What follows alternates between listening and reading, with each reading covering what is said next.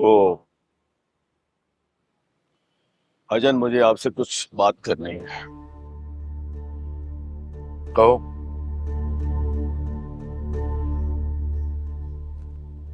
भाईजान, मेरी बात का बुरा मत बनाइएगा, पर मुझे ऐसा लगता है जैसे आप बेटी की मोहब्बत में इस घर की बदनामी को भूल रहे हैं। इस बारे में मुझे कोई बात नहीं करनी। भाईजान, शायद आपको अंदाजा नहीं है कि आप क्या कह रहे हैं। काम बहुत अच्छी तरह अंदाजा है मुझे कि मैं क्या कर रहा हूँ और क्या कह रहा हूँ, क्योंकि मैं रमशा का बाप हूँ, चाचा नहीं हूँ उसका। क्या?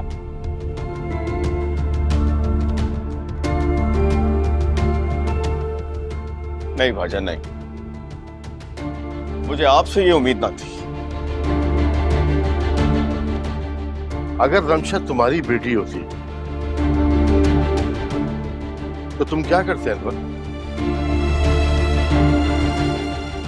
मैं भाईजान, अगर रमशा मेरी बेटी होती और वो मेरी इज्जत को यूं पामाल करती तो मैं उसे कत्ल कर देता।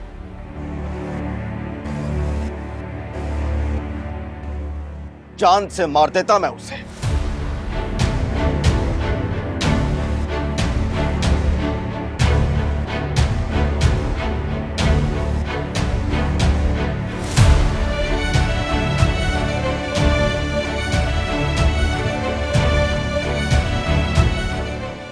यही तो फर्क है।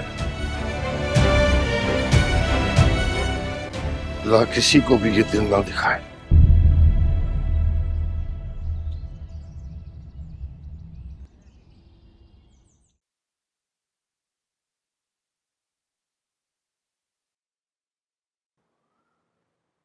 सलमा। जी। हाँ, तुमसे बात करनी थी मुझे। जी कहिए।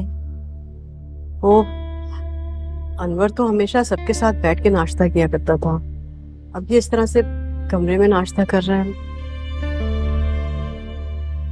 माफ कीजिएगा भाभी, अब घर का माहौल ऐसा नहीं रहा कि सब साथ बैठे।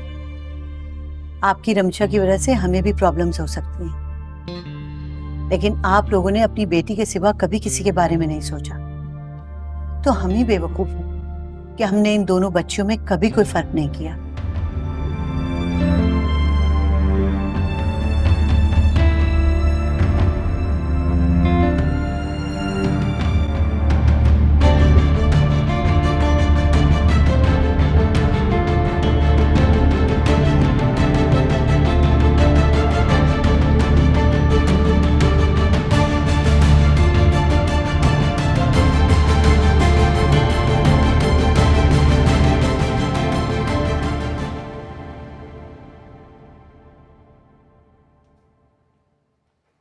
अम्मी आप हट जाएं, चाय मैं बना देती हूँ।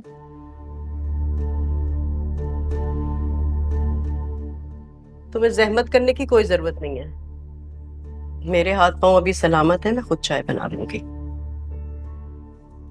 आप नाराज हैं मुझसे? नहीं तो मैं तो बहुत खुश हूँ। मेरी बेटी इतना बड़ा कारनामा सर अंजाम देकर आई है। अरे गोल्ड मेडल लिया उसने, महल्ले वाले वाह वाह कर रहे हैं, मैं क्यों नाराज होने लगी? मैं तो बहुत खुश हूँ।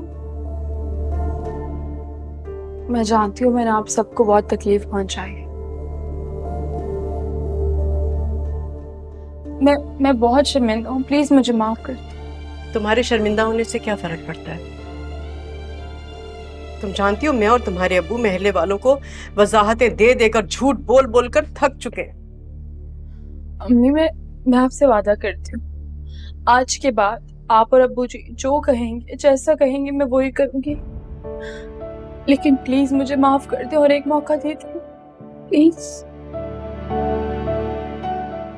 अगर कोई एक बार किसी के एतमाद को ठेस पहुंचाए ना, तो दोबारा उस पर यकीन नहीं किया जाता।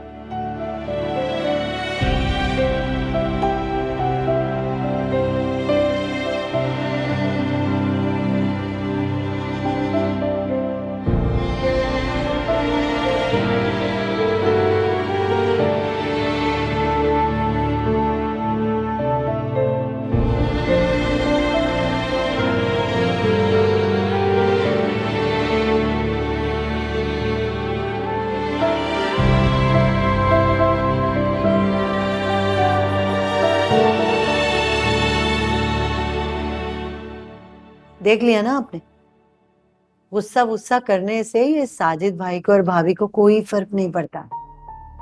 पढ़ना होता ना तो कब का पढ़ चुका होता। आप बेला वजह अपना खून जला रहे हैं और वो इत्मीनान से बैठे। तो क्या करूं, क्या करूं? साजिद भाई तो मेरी बात सुन नहीं रहे। कम से कम तुम ही भाभी को कुछ समझा। कोई फायदा नहीं है भाभी को समझाने का। चलो कम से कम शुक्र है कि रमशा घर वापस आ गए। लोगों की जबानें बंद हो गई, वरना हर शख्स पूछ रहा था कि रमशा अपनी खाला के घर कब तक रुकेगी, अपनी खाला के घर से कब आएगी। तुम्हें तो सिर्फ अपनी जान की पड़ी है कि तुम्हारी जान छूट गई बस। मुझे बाहर निकलना है, दुनियादारी निभानी है, दुनिया को फेस करना है मुझे। इनकी बातें मेरे अंदर तक चुभती हैं, अंदर तक। कसम खुदा का, अगर लड़की एक रात तक घर से बाहर रह ले तो कयामत आ जाती है। या न जाने वो कितनी रातें बाहर रह के गई है और कैसे माँ बाप है, इनको कुछ फर्क ही नहीं पड़ता। अच्छा आप छोड़े इन बातों को, आप खाना खाएं। मैं तुम्हें वार्न कर रहा हूं सलमा, अपनी बेटी को समझा देना। मुझे एनी इस लड़की रमशा के इर्द नजर नहीं आनी चाहिए। अगर ऐसा हुआ ना तो मुझसे बुरा कोई नहीं होगा। आप बेफिक्र हो जाए, मैंने आपके कहने से पहले ही एनी को अच्छी तरह से समझा दिया। अब आप परेशान नहीं हो और खाना खा लें। क्या खाना खाएं? जो उस घर का माहौल है, निवाला हलक से नीचे नहीं उतरता। खाना खाना।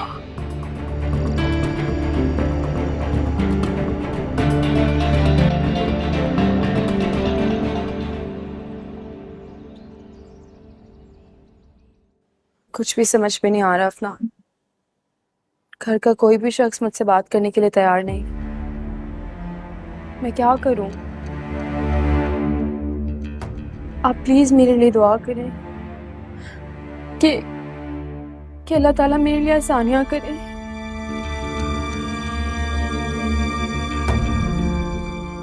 जी ठीक है, मैं आपसे बाद में बात करूंगी। खुदा हाफिज़।